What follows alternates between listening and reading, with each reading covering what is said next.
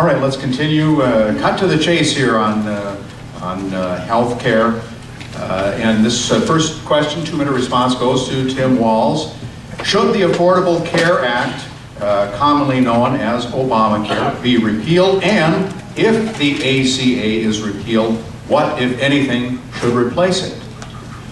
No, it should not be repealed. It should always be improved upon. As my good friend and supporter, Republican Senator Dave Durenberger says, healthcare reform is not a destination, it's a journey. And we should have the ability to keep going back and tweaking this. Let me be clear, the first day it's repealed, keep in mind that's the first thing that we're hearing some people are going to do. The first thing they get there, you add $109 billion to the deficit. You make sure every one of you here who are under 26 get dropped off your parents' insurance. If your child's under 19 and has a pre-existing condition, they're no longer covered by that. There are no longer pre-screenings and mandatory wellness clinics that could go in. The donut hole starts to expand again, and you've got 51 million Americans not on health care.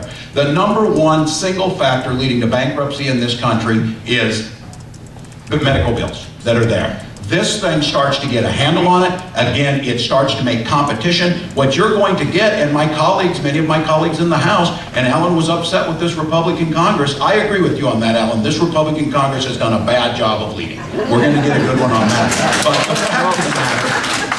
But the fact of the matter on this is they're unwilling to repeal their own health care on this. What I voted for and said is, why shouldn't you buy the exact same one I have? How about 10 different plans competing? If those plans can't prove efficiency on this, they're not going to be able to compete and they will be washed out of the market. Now you've got the lion of free enterprise working in healthcare where it's never been before, because no one could go and price an appendectomy or get their insurance company agent. You'd have to call them up and say, my son looks like he has appendicitis. Well, is he dying right now? Well, I don't know. I would like to take him in. They have to give you pre-coverage on that. How about you and your doctor decide that? How about we make sure that if that doctor's treating you, we get value for the money? That's the best way to go about it. Just a quick reminder, no cheering or jeering, please. All right, now let me repeat the question. 2 minutes for Alan Quist. Should the Affordable Care Act, otherwise known as Obamacare, be repealed? And if the ACA is repealed, what, if anything, should replace it? 2 minutes to Alan Quist. Well, I noticed the no cheering came just before I spoke. I just don't know if this is totally whatever. You know, let me correct some of Tim Walz's numbers, because numbers tell a story. Let me start with, he said if the Unaffordable Care Act is repealed, we're immediately going to have a $109 million deficit. He means $109 billion, so let's get that straight. But the $109 billion isn't accurate, okay? Congressional Budget Office, and this is not a partisan group, has estimated that the Unaffordable Care Act is going to cost us $1.7 trillion extra over the next 10 years. That's the CBO. Those aren't my numbers. And so, is this more efficient? No. Does this save us money? No. It spends money we don't have. And how many of you think it's okay to spend money we don't have? We cannot do this, folks. We have to be good managers. But let me mention some other things about Obamacare that really stick in my craw. And you knew I was going to mention the marriage penalty. And when I look and see all of you college students, I want you to know that if Obamacare stays in effect, you are not going to be able to afford to get married. Here are the numbers. A couple making $60,000 combined, okay, will pay, private insurance will pay under Obamacare $10,425 more for your health insurance if you are married, as compared to living together unmarried, or as compared to living on different ends of the continent unmarried. Why in heaven's name does Congress, including Mr. Walz, think it's okay to discriminate against married people? This is absolutely unconscionable. And so married people are going to have 3 choices. By the way, my numbers have been verified by Public Radio, Heritage Foundation, you name it. Married people have three choices: be discriminated against, divorce and live together, or never get married, or drop their health insurance. This is awful policy, folks. And I do see the students moving up and down the aisles. We already have quite a few audience questions that we'll get to in about 25 minutes here. Meanwhile, a 1-minute response, Tim Walz. Well, first of all, for your college students, especially our female college students, the Affordable Care Act doesn't make being a woman a pre-existing condition anymore, so that's a good thing.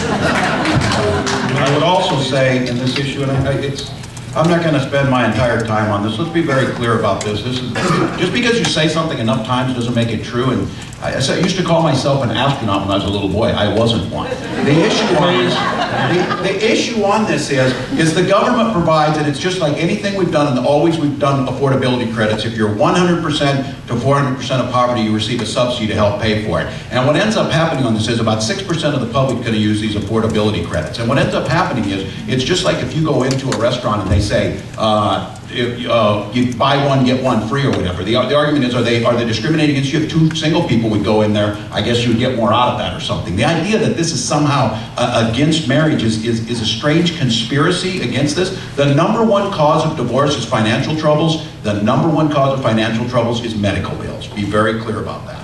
1 minute to Alan Quist. I just asked Mr. Walz to stop this language, conspiracy, and this sort of thing. I mean, that kind of language is not good for the discussion. Here are the facts, folks.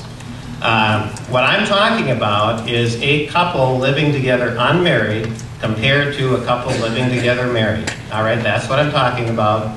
My information has been verified by Minnesota Public Radio, Heritage Foundation, and 2 U.S. House research committees.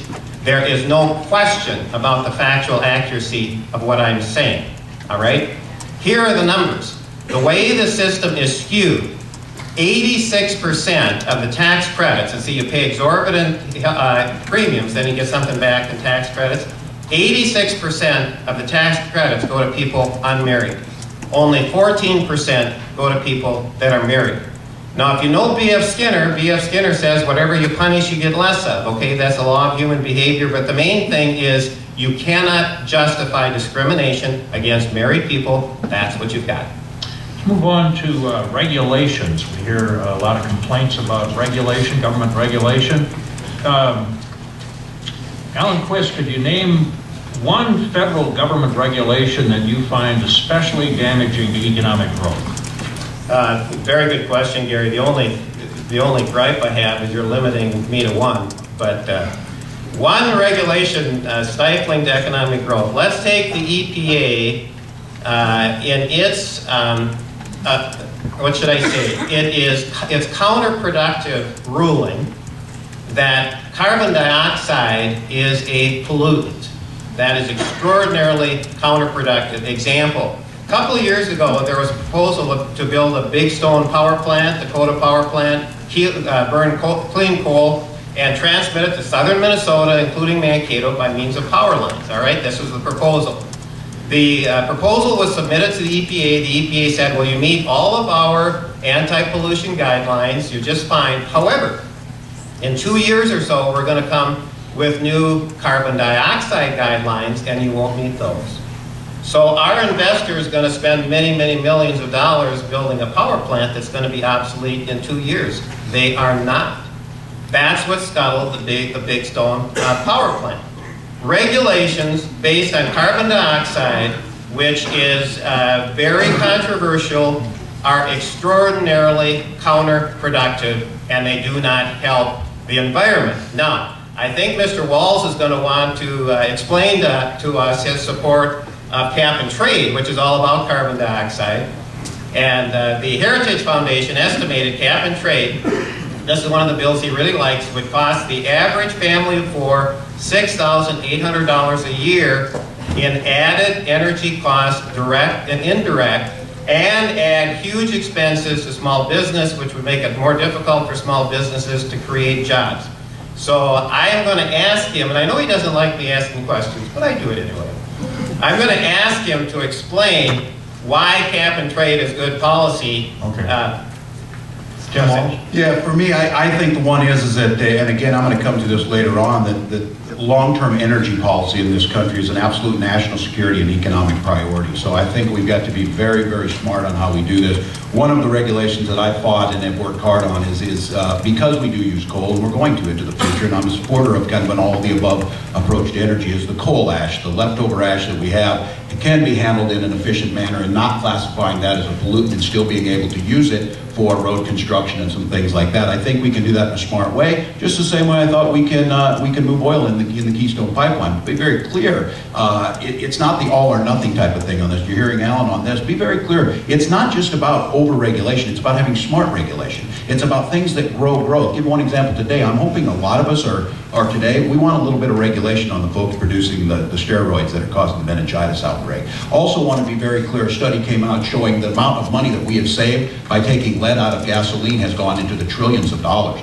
in terms of increased student scores and a reduction, and there can almost be pointed to this, a reduction in crime rates because of the stunted behaviors we got when we had lead, whether it was in that. So the question on this is again, this false choices of politics of trying to go there. We have got to have a long-term policy that not only creates energy and does the things necessary, but we can do that in a way that makes sure that we're not poisoning our children, we're not poisoning our waters, and we're being smart about it. And so when this coal ash rule came up, I disagreed with it, and there are some that may disagree, but I did the research on it. We can do it, and we can burn the coal in a responsible manner, but it makes no sense to me for us to use finite resources that are getting damage to the planet and creating a situation that's going to make it more difficult to see stability in climate, to see stability in our growing patterns, making sure that we have an all-of-the-above approach. So I think that was a good one that we're going to roll back, and I'm proud to support it. And I think the support I have from the utilities, the energy utilities, for me, shows that they get it too. Ellen Quist? Well, I don't know how we got off into lead poisoning and poisoning children when I talked about carbon dioxide. I mean, this is your classic straw man argument. I bring up the issue that it is counterproductive to have regulations on carbon dioxide because it drives up energy costs. I asked Mr. Walz to explain his vote on cap and trade, which is a killer as far as energy costs go, and he goes to lead. You know, we fought that, I think we fought the lead fight 50 years ago. So I don't like the straw man kind of argument. The fact of the matter is, the EPA is stifling economic growth in our country, and is doing it by unrealistic regulations.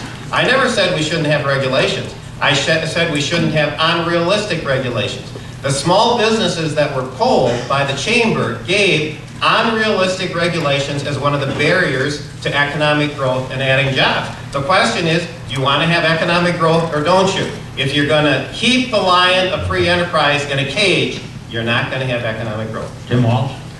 Well, again, it's the all or nothing politics. If you want this, you want that. If you want more hair, raise your hand. I certainly would raise my hand. You see that you're setting it up. The fact of the matter is, where Alan is at is trying to come to some consensus on this, trying to move bills through the House. They're not finalized. You work together to try and move them forward, and then trying to pick that out. You're not hearing anything about how do we find solutions to these problems? How do we move forward to this, that we're just going to remove them? I would have supported that, and I've done it. I've actually been there to remove some of those. I led the charge when the issue came up over regulating the age of our children who work on farms. Just like my opponent, I grew up doing that and know what it is, and that was never a real possibility because you had a representative who understood that. But I'm certainly not going to watch them, as we had to vote on at times like this, roll back the entire Clean Air Act or the entire Clean Water Act because a piece of it is bad. We need to target, just like how we do our budget, don't take a meat cleaver to something that we can be smart and targeted, invest in the right things while protecting it and growing. And that's not that hard to do.